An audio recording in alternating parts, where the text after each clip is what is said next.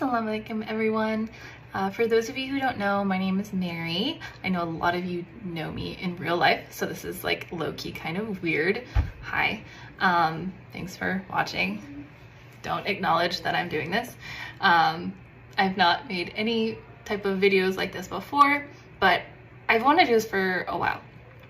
I wanted to kind of share my story, my journey of how I went from being like an atheist / agnostic to a Muslim.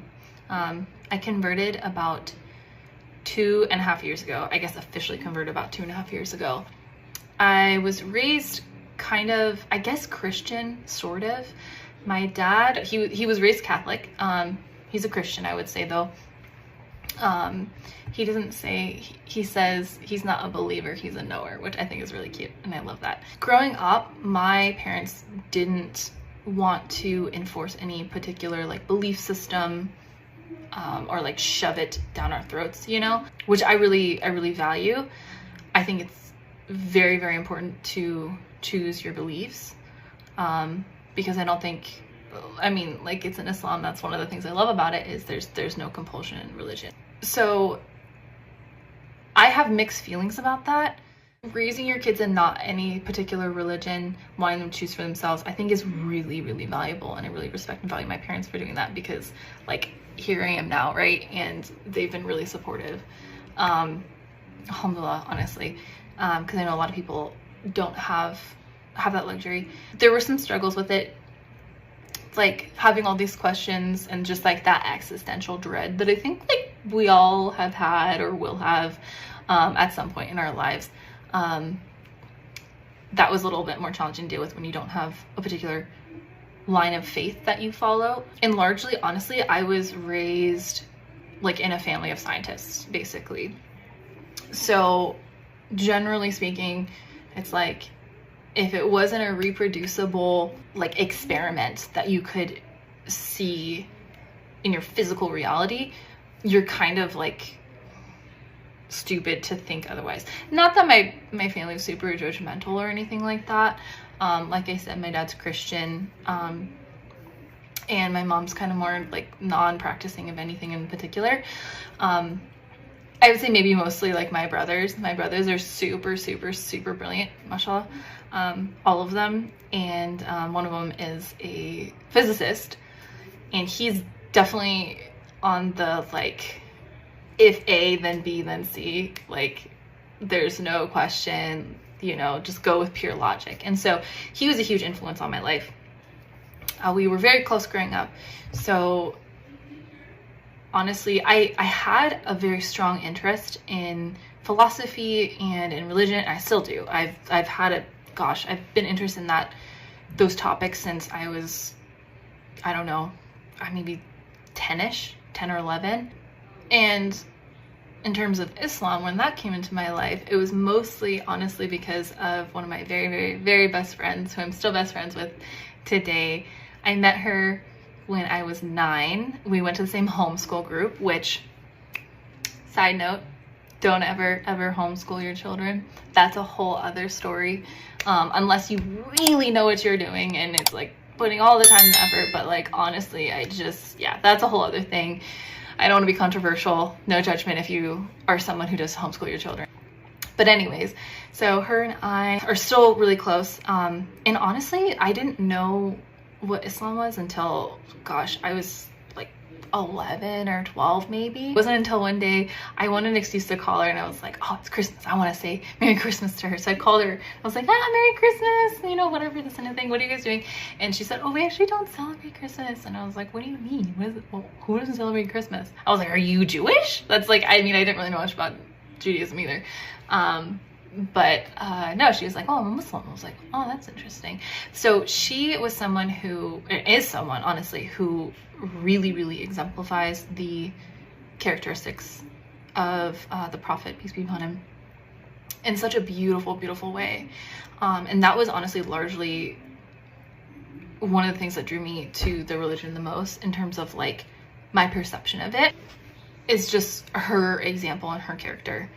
And I tell her this all the time, which she'll deny, but the way that she has handled hardship in her life, and the way that she treats people, and the way she sees life, and just her optimism, and just like who she is as a person, honestly, like one of the best people I've ever met in my entire life, honestly, like completely objectively speaking. Well, she's gonna yell at me if or when she sees this, whatever. But yeah, so she's the one who kind of caught my attention in terms of setting the stage of like what Islam is. And she was never preachy about it. That's one thing. She was never preachy. She was never pushy. She wouldn't even necessarily really talk to me about it because she did not want to be pushy. So I would always come to her with questions, and we'd talk about things. And then in high school, I had another best friend, and again, he's like one of the best people I've ever met in my life. In terms of just his character and his integrity, and just like he had so many hardships in his life, and he just fared them so beautifully, so beautifully. He's just like an outstanding person. And yeah, so I mean, and he also, we didn't really necessarily talk about Islam too much. I would ask him here and there about things, and he would share little tidbits. But in general, it was just like his character just showed. So I had, growing up, having my first best friend, the girl, and then the second best friend in high school, the boy. I was very protective of the religion, because it was just shown to me by these two really beautiful people, like just how beautiful religion it was. And I remember like in high school, like people would make like terrorist jokes and just stupid stuff like that, and I would get all ticked. I get more ticked than he would, honestly. Then in college, funnily enough, the next person that I guess was the biggest influence on me was my college professor. He was a history professor. He's actually an atheist. So he was a huge part of my like conversion too, which is super funny. But he knew Arabic, and he knew Hebrew, and I think Aramaic. He was fluent in all of those things. Super, super, super cool dude, mashallah. He lived in the Middle East, I don't know where, for a couple years, and he had translated the Quran like by himself, like line by line by line by himself. So he had a really thorough understanding of it. And he obviously was a history professor, so he knew all the history of like different things. And it was just, I remember thinking like, okay, this was right around the time where I had like this really deep like existential crisis. I call it, like, I was a non-consensual atheist, because it was one of those things like I didn't necessarily want to believe in atheism, because I was this like angry edgelord of just like, oh, how could God this? I've never like, honestly, like been like angry at God or whatever. I know a lot of people have had that experience, which is like, I don't want to like detract from that or anything, but that was just not my experience. I was very much held up on logic and like what makes sense.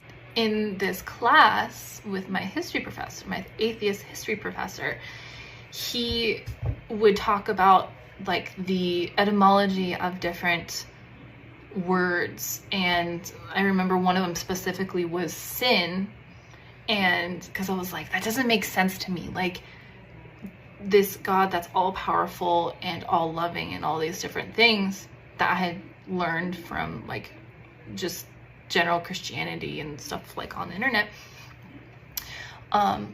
would be angry at you and curse you to hell for like sinning. It didn't make sense. Like things that like, why would that upset God? Like this all-knowing, all-powerful creator, why would he be personally affected by you doing something that would harm you, right? And so and I don't know if this is actually the case, I would assume, because he knows what he's talking about, my history professor. He was talking about how sin came from the word san, or sans, which is without. And so his logic, or what he was saying, was basically like, historically, back in the day, I don't think he was even talking about Islam at this point, but sins, it's like the biggest source of suffering is to be without God, right? So when you do these sins, they take you further from God. And so basically hell is to be like without God. And I'm like, that's really interesting. And so, and I remember my I guess oldest best friend, the girl, she once told me, I asked her, I think at this time I was like, how, because she's a scientist. She's like literally a scientist. And I asked her, I was like, how can you like believe in these things? Like what got you to it? Like, was it because you were raised in it? And she said it wasn't so much that at all. She wanted to go to like the purest form of like truth, essentially. She said that based off of pure logic and rationality, like it made sense. And I was like, that's interesting. And so that kind of just, those two things like really stuck with me. So over time, I guess in the age of like 20, I had a bunch of other experiences that were very like personal and like spiritual in nature that took me from like pure like, okay, it's illogical to think that anything happens after you die, to, okay, there are too many coincidences all at once for this to be like merely coincidence. And so I was like, okay, so there has to be like something, right? So then I was like more in touch with like just like general spirituality without any specific religion attached to it. In Islam, everything that's prescribed to you is for your own good. You know, it's for you. And so I would do this thing where if I learned something that kind of matched with Islam, I would send it to the girl best friend and be like, hey, this makes sense. So like, for example, like in Ramadan, you know, you're supposed to fast for like 30 days, right? And I was reading up all these benefits on like intermittent fasting and fasting in general. And I was like, oh wow, like it has all of these insane health benefits. And I would like be like, hey, look, the Muslims are right again, you know? And I would always do that. It just kind of, it wasn't one of those things where I was like, oh, here is a religion. I am now that religion. That would not have worked with me. I acquired all these different beliefs separately over time. I also always believed like that the Prophet Muhammad, peace be upon him, was like a prophet, right? I guess securing the belief of like, okay, it doesn't make sense to me that like Jesus is a person, but then he's also God, but then there's one God, but then like, so like that, a lot of like the Christian logic didn't really make sense to me. I think a lot of these prophets are legitimate like prophets. Like they're all saying the same thing. Like they're not in a group text together, right? They're not connected, but they're all saying the same thing. So in that regard, like meeting like the minimum requirements of like what makes you a Muslim, I've probably been a Muslim for like many years, but it wasn't until, weirdly enough, super weird, so many like weird little things that are just like completely small, it kind of led me to like the conclusion of like, oh wow, like I think I'm a Muslim, right? It wasn't until I was actually talking with a really good friend of mine. She's Christian, very Christian. Both of us love talk about religion. She would always talk about like Christian topics and perspectives, and we go into that, and then I would say like, oh yeah, like, well, in Islam this and Islam that, because like Islam was the thing, like the religion I knew the most about. I didn't know too much about Christianity so much. I remember one day we were talking about like, I was like, oh yeah, you know, for a while I was vegan and then I was vegetarian, and then I was like, well, if I'm gonna eat meat, like I'm not gonna have pork, because like pigs in general, like they're so emotionally intelligent. Like that was my logic, and it still is. So I stopped eating pork like before I was like officially Muslim, simply because like ethically it didn't make sense to me. And I was telling her, I was like, oh yeah, and it's interesting because like in Islam you're not supposed to eat pork, obviously because of like all the insane crazy like detriments to your health that are like interlaced in pork. Like that's definitely a huge reason, right? That I'm sure like in terms of like Allah's wisdom, but at the same time like, okay, well that makes sense, like not only like the health aspect of it, but like even like the like ethical aspect of it does make sense. And then I was like, that's very interesting. And I think she had asked me something about Islam or like my particular religion or something, I can't remember.